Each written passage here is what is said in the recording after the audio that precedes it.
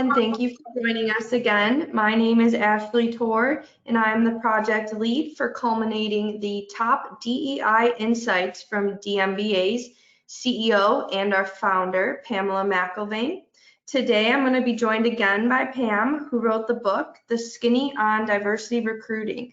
And I'm going to give her a chance to expand on the best practices for managing bias in talent acquisition. So without further ado, let's dive right in. Pam, thank you for being here again. Would you please like to introduce yourself? Thank you so much, Ashley. Yes, I'm Pam McIlvaine, CEO of Diversity MBA and recent author of The Skinny on Diversity Recruiting, the first of 6. So I will tell you, Ashley, I had an opportunity to really go back in our research and look at what some of the companies were doing as a best practice in managing bias in talent acquisition. And I'll throw a little data in there too while I have it. So 23% of companies actually leverage what we call diverse review panels. And these interview panels are in collaboration with business functions, human resource offices. They leverage the diversity councils to be able to, and I do mean a robust, diverse council where they're including gender, identity, as well as ethnicity on these panels to minimize bias. The other, the second, opportunity, because the top 10, the second one is provide an interview guide with standardized job-related and corporate value-related questions, along with guidelines and tips to follow up for questions. So, if you have a guide to help you think about, what are some of the, primary, just regular standard type of questions that's related to our values will help us, be able to minimize bias. And I guess when I think about, when would that occur? What time, when would that kind of conversation or tip be valuable for me?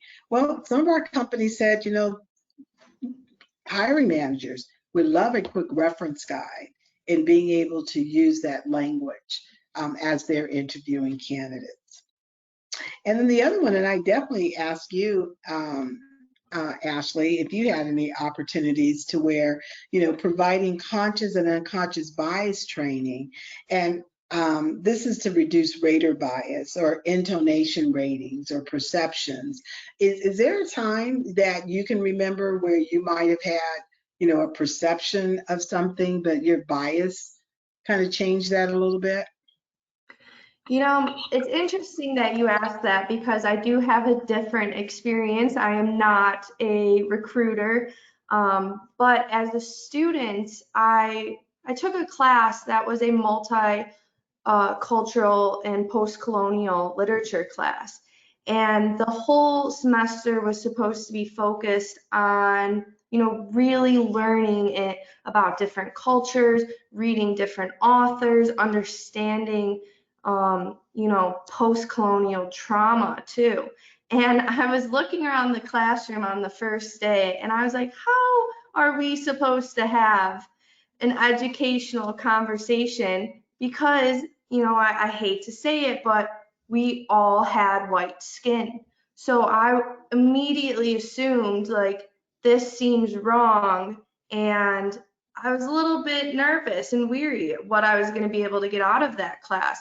But it turned out, and I can admit it now, but it turned out we all come from different backgrounds. And just because to my vision, it looked like we were all the same, we actually weren't the same, like ethnicity wise. So it actually was a really robust class and we had great conversations. And I think that was one of my first eye-opening experiences of, wow, okay, I came in here a little bit biased.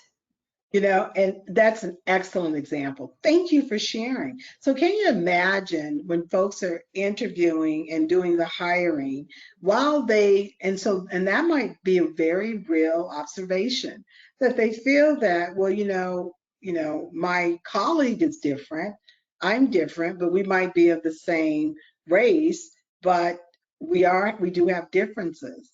And so I feel more comfortable with you, but am I going to, ask and go deeper in the differences with others that are different from me? It should be easier to do, right?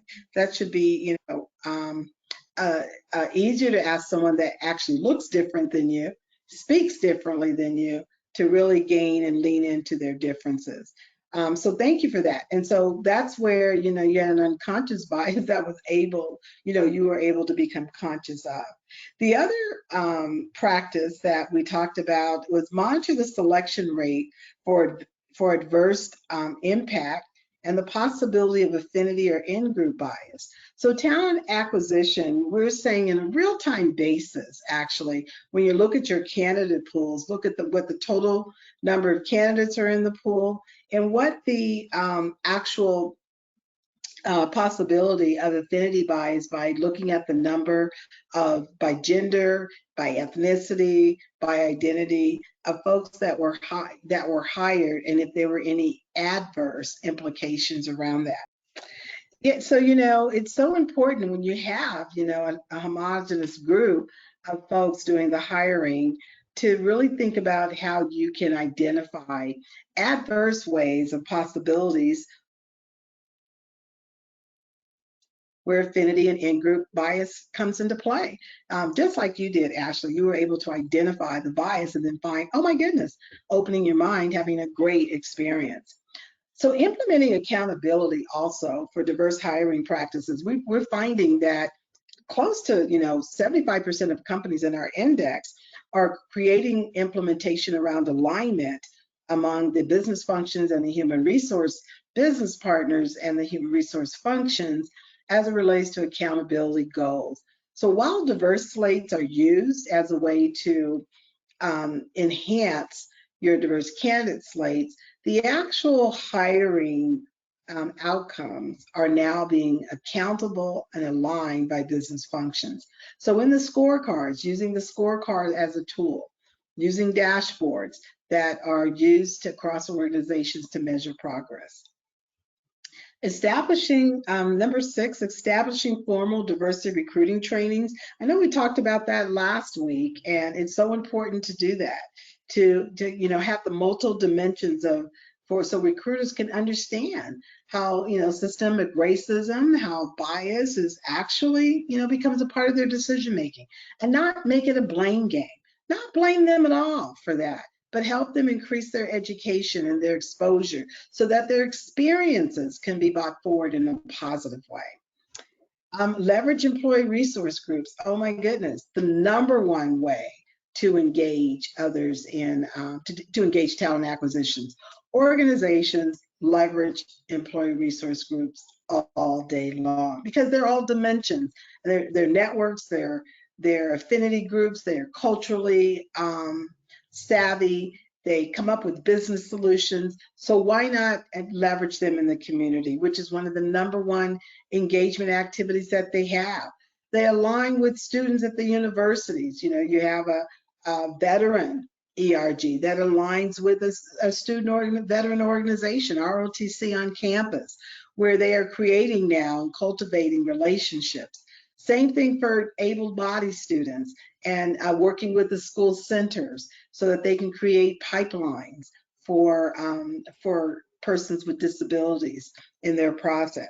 So employee resource groups are a great way to find and understand the idiosyncrasies, the million little things that recruiters really won't have an opportunity to know or understand unless they are invited to that table. Implement systems to eliminate discrimination in job posting and resume screening. Well, 100%, I don't know if you knew this, Ashley, but 100% of companies, 100% of companies say that they have a discrimination policy in their organization, but less than 50% of them on an annual basis have an employee-wide program. Most organizations that are safety-driven, quality control-driven, those are the organizations that tend to make sure they're looking at discrimination policies enterprise-wide on a regular basis. So, that's an important practice that I think organizations, not just in talent acquisition, but to minimize it in the whole organization by heightening the awareness that sexual harassment, discrimination of any group is not tolerable and is punishable by a major consequence. The ninth one, establish reward and recognition systems for teams that are creative and innovative in developing processes to reduce bias in hiring. We do recognition and incentives for everything else. Why not have task force? Some of the leading and innovative companies created task force that was rewarding people that did self audits and help them identify different biases or triggers that existed in their processes.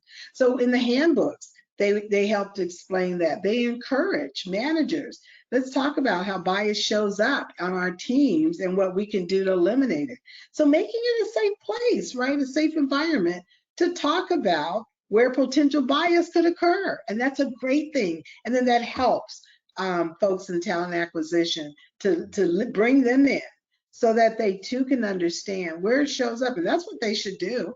And to your point, Ashley, where you had your experience with the homogenous group and found out all of the many differences that existed. So you end up having a multicultural experience anyway. So we know with the 64 dimensions of diversity, we could do that. But when we're trying to diversify intentionally our workforce, we have to, I think, lean in, get ahead of the biases that are creating the blind spots.